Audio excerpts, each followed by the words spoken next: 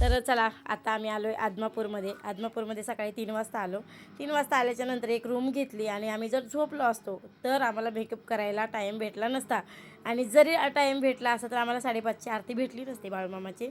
त्याच्यामुळे आम्ही झोपलो काही नाही, गाडीतच आमची झोप झाली होती.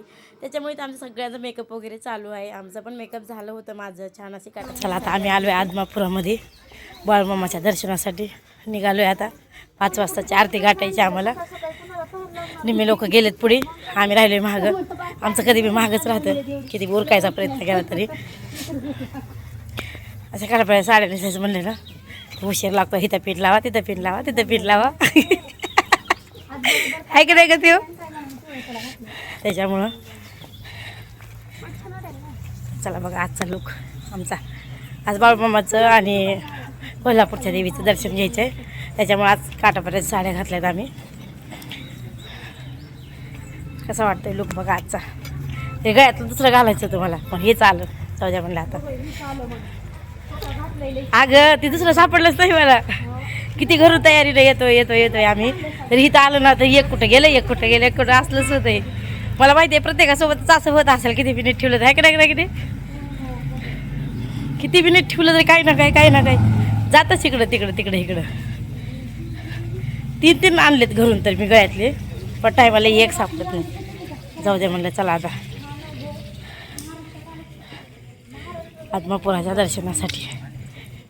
वाटलं नव्हतं कधीच नाही येईल इथं दर्शनाला म्हणून बाळूमामाच्या इथं. हे सगळं श्रेय आमच्या भावाला जाते खरं तर, पण त्याच्यामुळे सगळं शक्य होते आहे की नाही. हां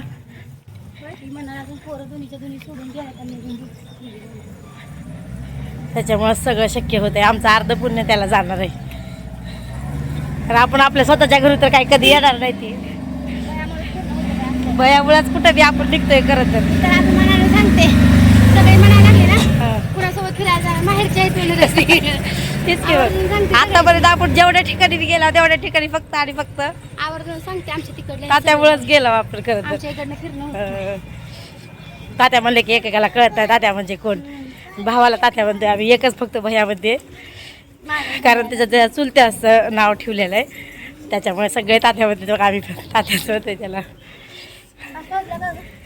वाजले असतील रागिने 5 वाजून गेले असतील. बोलत बसले की लय उशीर होईल. महागडले यायले असतील.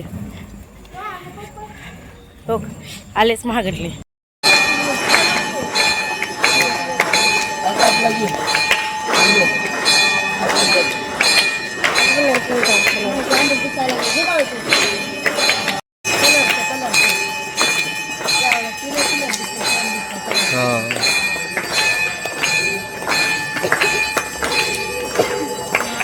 तर तेवढं फास्टमध्ये आलो म्हणून कशी तरी आरती आम्हाला मिळाली, नाहीतर मग आरती मिळाली नसती. अजून जर घरी म्हणजे रूमवर डांबाडवला जर करत बसलो असतो ना तर मिळालंच नसतं. डांबाडवला म्हणजे टाईमपास करत बसलो असताना तर आम्हाला इथली आरती भेटली नसती. आणि असं आवर्जून आदमापूरला येणं आणि तिथली आरती भेटणं म्हणजे खूप मोठं नसीब म्हणावं लागेल. कारण असं जर आपण आवर्जून आदमापूरला यायचं म्हणलं असतं ना तर आरती मिळालीच असती असं बी सांगता येत नव्हतं. कारण माणसाची कोणतीतरी एकच इच्छा पूर्ण होते, एकतर प्रसाद आरती, नाहीतर मग काहीच नाही भेटत. तसंच आमचं पण झालं. आमची पण एक इच्छा अपुरीच राहिली. पुढे सांगाल मी कोणती इच्छा राहिली.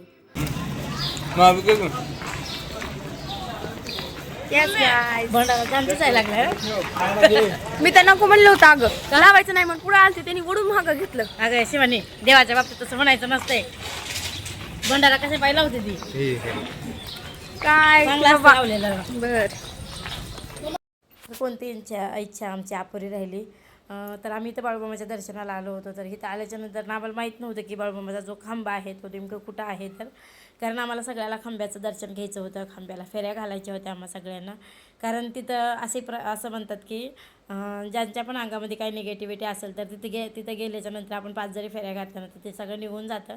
ज्याच्या अंगात जास्त आहे बाहेरचं काही तर ते ना त्या खांब्याला सोडतच नाही असं म्हणतात. त्याच्यामुळे आम्हाला बघायचं होतं. तर ती आमची इच्छा राहून गेली. कारण मंदिरापाशी ती खांब नव्हता. पाठीमागं आम्हाला 20 किलोमीटर जावं लागत होतं. त्याच्यामुळे मग आम्ही काही पाठीमागं गेलो नाही. आम्हाला पुढे जायचं होतं कोल्हापूरला. त्याच्यामुळे मग काय तेवढी इच्छा राहून गेली आमची. तर असं तर आम्ही आता आलो आहे कोल्हापूरमध्ये. कारण गाडीत बसलेला व्हिडिओ काही घेतला नाही मी, डायरेक्ट उतरलेलाच व्हिडिओ घेतला होता. तर आम्ही गाडी लांब उभा केली होती कारण जवळपास कुठं गाडी उभा करायला जागा नव्हती म्हणून. तर आम्ही आता चलत चाललो आहे. तर चलत जाताना पहिल्यांदा वाटत एक मंदिर लागतं. छान आहे मंदिर, खूप मोठं लट आहे. मला माहीत नव्हतं नेमकं मंदिर कशाचं आहे. तर तिथे गेल्यावर कळालं की तुळजापूर देवीचं मंदिर आहे. इथं किती मोठं मंदिर आहे बघा तुम्ही. म्हणजे तुळजापूरमध्ये जे देवी आहे अंबा भवानी, तर तिचंच मंदिर आहे इथं. तर आम्ही तिथलं भवानीचं दर्शन घेतलं आणि तिथून मग आलो महालक्ष्मीकडे. तर इथं आल्याच्यानंतर अगोदर वटीचं सामान, कमळाचं फूल, हार वगैरे घ्यायचा होता. पण बायकांची असते ना घिसघिस की 10-5 रुपये कुठेतरी कमी भेटावं म्हणून. तिथं आम्हाला खूप म्हणजे खूप महाग सांगत होतं, कारण एकतर उन्हाळा आहे आणि उन्हाळ्यामुळे जास्त फुलं राहत नाहीत, त्याच्यामुळे मग थोडी महागाईच होती इथं. पण आमचं चालू होतं कड्या माणसांचं कसं असतं माणसांचं की ते विचार करत नाहीत पैशाचं, 10-5 रुपये जाऊ दे, जास्त गेले तरी गेले. पण आपल्या बायकांचं आपण माहिती असतं, आपण ठरवतो की बाबा घिसघिस करायची नाही, आपण देवासाठी चाललो आहे, जेवढे लागेल तेवढे पैसे द्यायचे. पण नाही, बायकांचं मन राहत नाही, माहिती असतं तरी मन राहत नाही. 10 रुपये कमी करा, 5 रुपये कमी करा चालू असतं. तर इथं आम्ही ह्या मामासोबत आज पहिल्यांदा घिसघिस केली, पण शेवटी आम्हाला त्यांच्यापासूनच घ्यावं लागलं कारण दुसरीकडे काही कुठं आमचा मेळ लागला नाही घ्यायचा. त्याच्यामुळे मग वटीचं सामान पण घेतलं आणि नंतर फुलाचा हार पण घेतला आणि आमच्याबरोबर सगळे पुढे निघून गेले. ते तर कवा खरेदी करतात, कवा घेतात, कवा दर्शनाला जातात काहीच माहिती होत नाही, कारण आम्ही आमच्याच धुंदीमध्ये असतात. सगळे पुढे निघून जातात आणि मग आम्हीच मागं राहतो आणि पुन्हा म्हणजे विचार पडतो की ते कवा घेत असतील, कवा खरेदी करत असतील, कसे पुढे जात असेल, काहीच माहिती होत नव्हतं आम्हाला. तर इथंच बघा आता आमचीच तेवढी फॅमिली आम्ही मागं राहत होतो. तर इथं मला व्हिडिओ शूट करायचा होता, फोटोशूट करायचा होता, पण इथं ना काहीच आम्हाला म्हणजे वेळच लागला नाही फोटोशूट व्हिडिओ करण्याचा. थोडंसं पायऱ्या चढताना तेवढं घेतलं होतं, तर तो व्हिडिओ बनवायचा तर शिवानीने केला आडवा व्हिडिओ, म्हणला असू दे जाऊ दे आता. तर मग इथं मंदिर बघा, कोरलेलं मंदिर आहे, खूप म्हणजे खूप छान मंदिर आहे. पहिल्यांदा मी रागिणीच्या लग्नात आली होती, त्याच्यावर आत्ता आले. आता कमीत कमी 10-15 वर्ष झालं मी आली नव्हती, त्याच्यावर आत्ता आली. तरी तर इतक्या गणपती बाप्पाचं मंदिर होतं आणि वरी चढायला पायऱ्या पण नव्हत्या. मग ते पूजा कसे करत असतील हा मला प्रश्न पडत होता, त्याच्यामुळे व्हिडिओ झूम करून मी बघत होते आणि आत्ताच पूजा केली.